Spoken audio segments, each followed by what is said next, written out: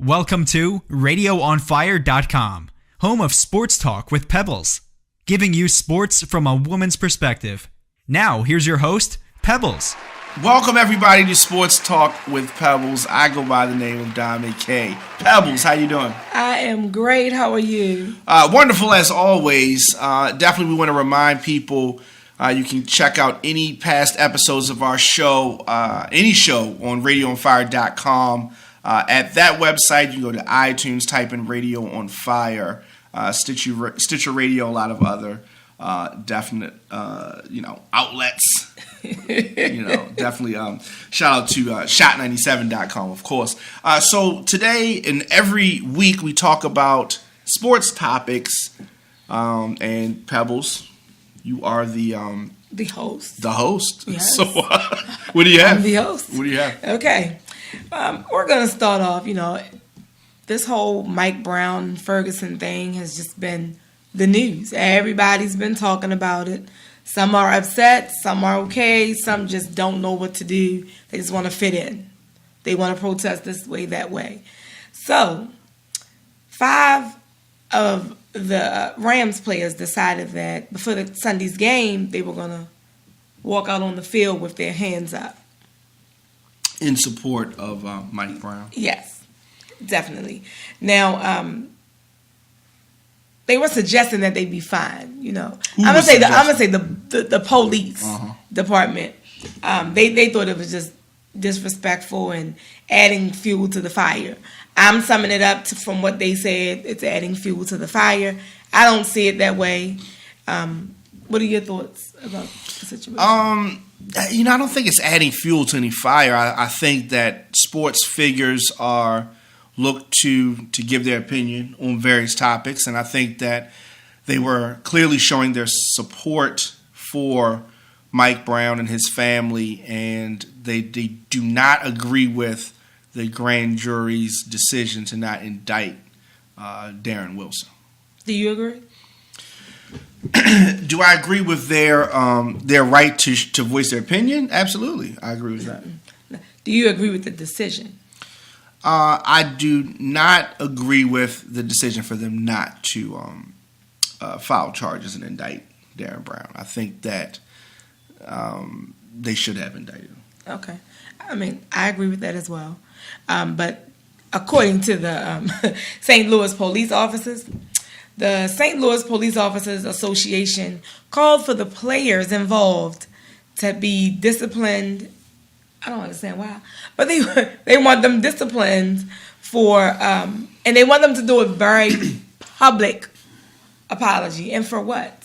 Freedom of speech? I don't understand. Yeah, it's one of those things. I guess that they're trying to say that they're inciting people, but.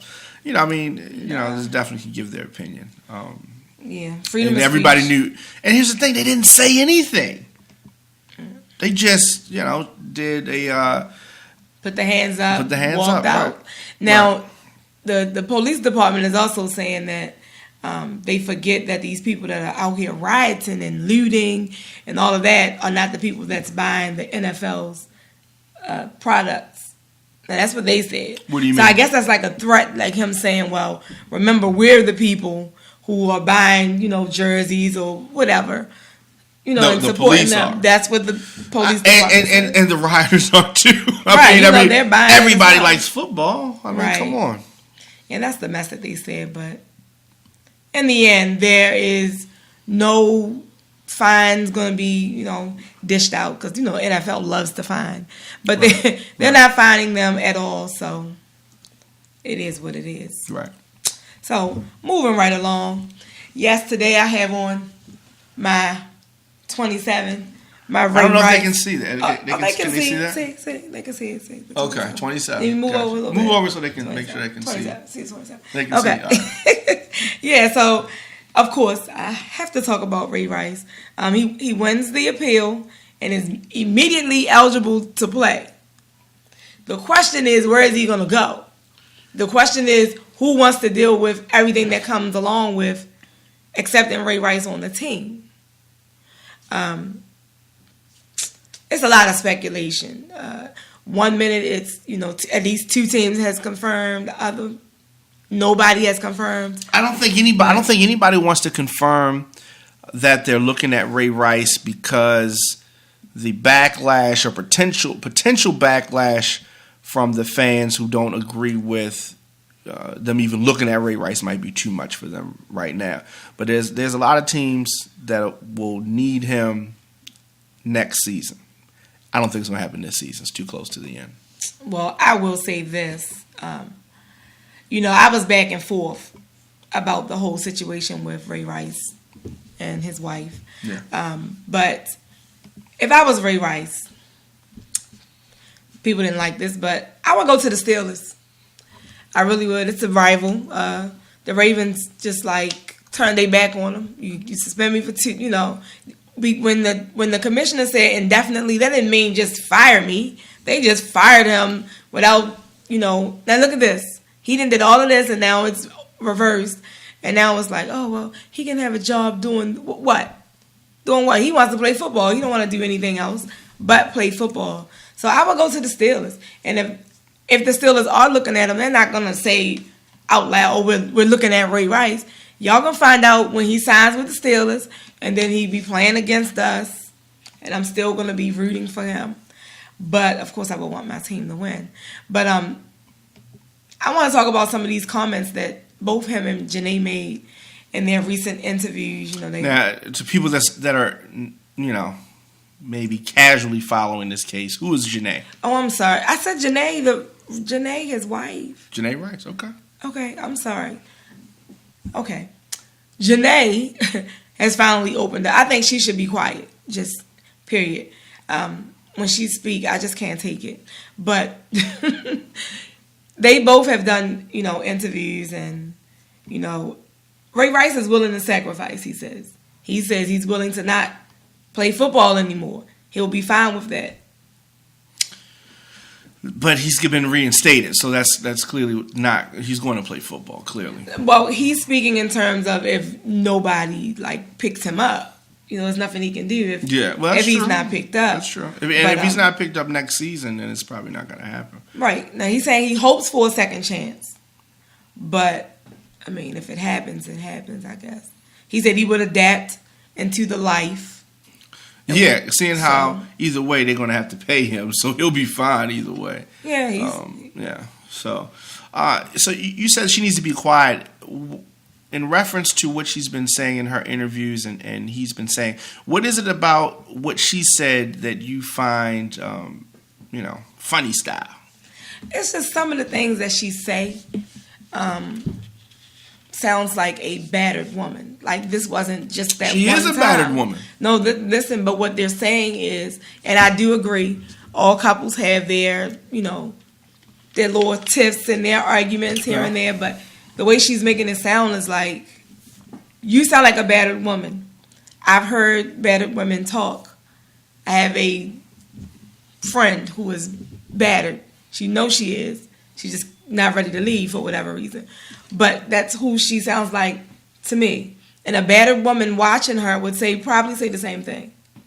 So it's oh, it don't happen like that. It was just this one time. And, I get the thing she's saying about their life being private and having to replay the same incident over and over again.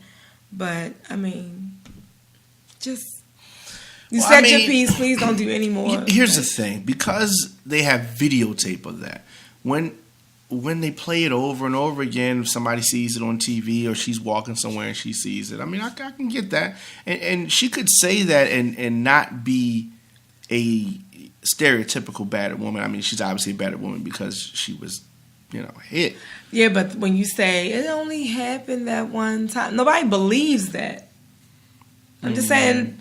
with the public. Yeah. And a lot of people don't want their relationship business to be talked about, but you're in the public eye, so paparazzi is around. Well, there are definitely going to be people going to be watching them and seeing how they interact. Yes, with each other. With each other, yeah. Forget everybody else. They want to see how you interact, period. Right. So, right. I wish y'all the best. I'm going to keep you guys in prayer. But hopefully... everybody keeps them, hands in your pocket or something. I don't know. But anyway, you know what I mean. So, you know what? We're going to take a quick break, and we'll be right back. Radio on Fire is a digital network covering breaking news, sports, and entertainment. Check out our daily programs, articles, and all types of exclusive urban content right now at radioonfire.com. All right, welcome back to Sports Talk with Pebbles, and I am your host, Pebbles, and this is Diamond K. Of course. Okay. You know, some of you may know Davon Stills. He's the Bengals player who his daughter has cancer. She's fighting cancer, and there's a whole little story with him, and the whole, you know, he was cut. They brought him back so he could, you know, be able to pay her expenses. Well, her mother is saying that he stopped paying his child support in July. Dang. Yeah, but something's wrong with this chick. Okay. That's why he broke up with him.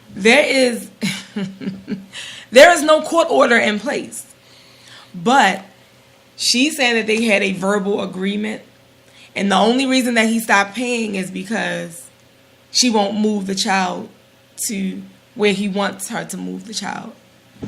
And I think that could very well be possible. But in the same token, why does she have to tell the media? Why does she have to go that far? You know, that's what y'all do. Who's y'all? Sometimes. Oftentimes, women will shoot themselves in the foot. Like she said, they having some type of understanding in place, which he's now not honoring. What's she going to do when she goes to court and they end up mandating that he gives her less money than she was getting before? Hey, listen, that is all possible. What I'm saying is I don't know the story, but I can see the story from both sides. Sometimes them people be wanting a little too much. The mothers. Yeah. And sometimes the fathers want to give a little too less. So, I mean, we don't know the situation. Like, I don't know how much child support it is that she's expecting. Especially, I mean, with her being, like, she's been in the hospital a lot. So, like, and she's a stay-at-home mom. I guess that's why she now wants. Who does the child live with? She lives with her mother. And this is the little girl that he had on ESPN shows. Yes, and Instagram.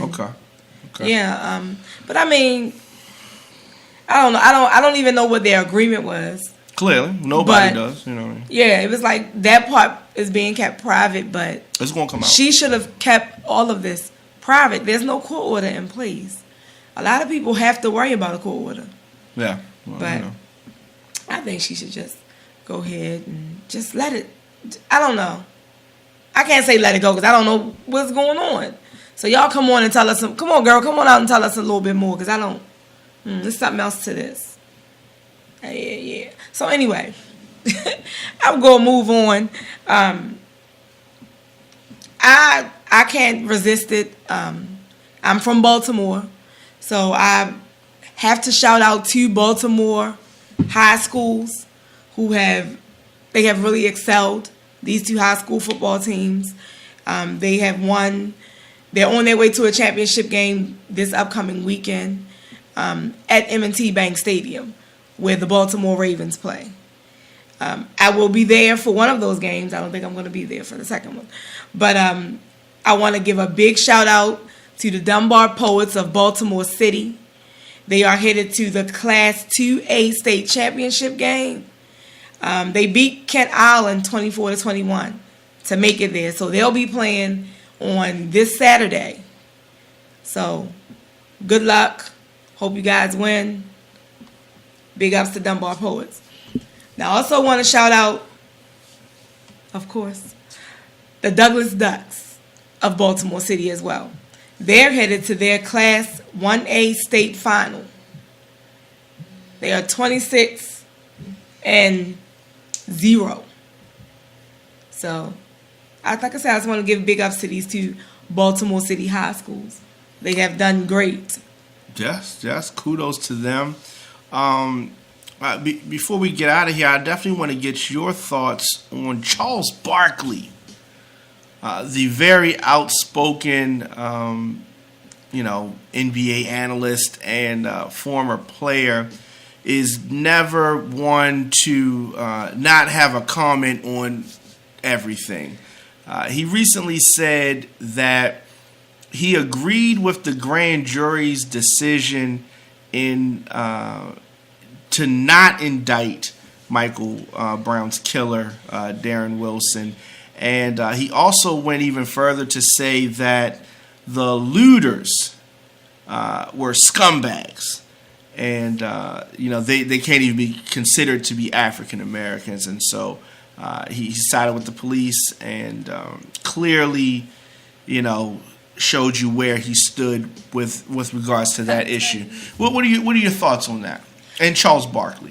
It's just clear that Charles Barkley loves controversy. Period. So he has to go against what makes sense so that he can be controversial. That's just it. Yeah. Like, why would you say that? You don't know who's looting, so then everybody, they shouldn't be considered African Americans.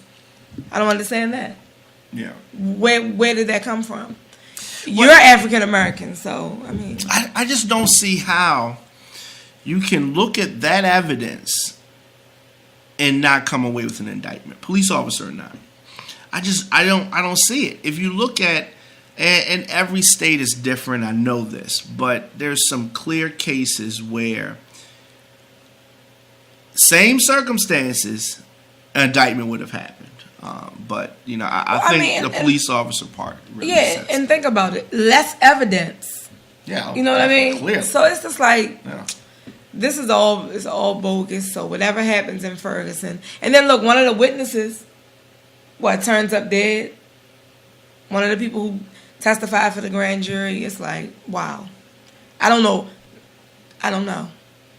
It was. I do agree. It should have been some charges. It should have. I mean, nothing, not one charge, none. Yeah, either way, he killed him at the least. What could that be? Manslaughter or something? It's just it had to be the interpretation of self-defense or my life is in danger. I just don't see how your life is in danger if you have a weapon and the person does not. Right, and I don't even care if you're kicking my ass, right? Right. I'm a police officer. I have With a gun. You don't. I have the gun. Right. So worst case scenario, even in the heat of a moment, somebody who's trained, I'm not even saying somebody who's not trained, somebody who's trained, in the heat of the moment, your first thought, if they don't have a weapon and you do, is to kill them instantly. How's that your first thought?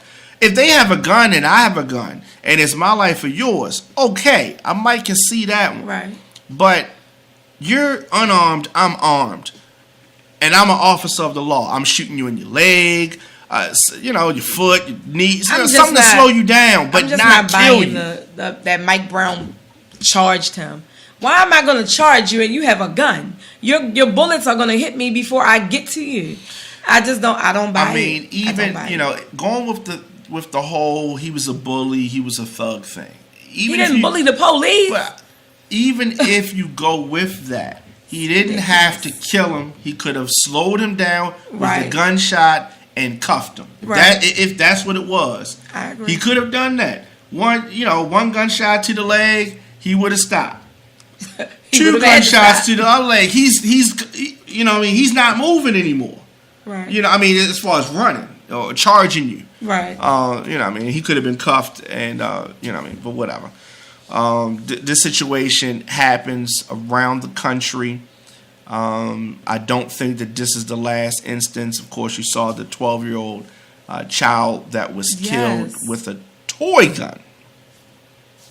And I've talked about this many times. I think that, and this is a conversation for another show, but I just think that we have to re-educate young black and Latino men with how to deal with the police. Because you don't know which one is corrupt and which one isn't. Right. Which one is the good guy? You don't know who's the good one and the bad one. Right. I think that we have to have a better way to deal with the police. The looting, the rioting, the picketing, all the things that they're doing in Ferguson is getting attention more than you bucking at one or two police officers. Well, hey, don't forget, they made some moves in Baltimore as well. Oh yeah, and around the country, around the country is different. But I'm just my thing is that if you come in contact with the police officer who's not on the up and up, the best way to get him is not by trying to punk him down at that moment. Because he can play the "my life was in danger" card, right? As we've seen over and over again. That's all I want to say about that. Yes. Yeah, we went to a whole nother element on sports talk. Okay, we're gonna wrap it up. Okay, look, he's heated. He had to get him a sip of water. He's heated about that. So we're just gonna wrap this show up. I personally would like to I'm doing a blanket drive for the homeless, and I am asking that anyone, if you have a gently used blanket, or you can purchase a new one, whichever one, I'm asking that you donate it to the show. What I'm going to do is they're going to be given to the homeless. That's just it, and that's all. To the homeless, the people who don't make it into the shelters, because all of them do not make it into the shelters. I rode around Baltimore City myself. I've seen it, and it touched my heart. So I want to do something to give back. So, if you can find it in your heart to make a donation, I have 2 drop-off locations. One being the Hair Asylum at 605 Baker Street in Baltimore, Maryland. And I also have Profit Sports at 2431 East Monument Street in Baltimore, Maryland. If you contact me either by email or phone, if you can't make those 2 locations, maybe we can meet here, you think, to drop off. Or just, like I said, shoot me an email or call. We'll work something out. Thank you in advance for being a blessing to the less fortunate. Now, thank you for logging on and tuning in. If you miss any episode, just log on to Radio on Fire. It'll give you the different ways you can listen to the show. Until next time, peace.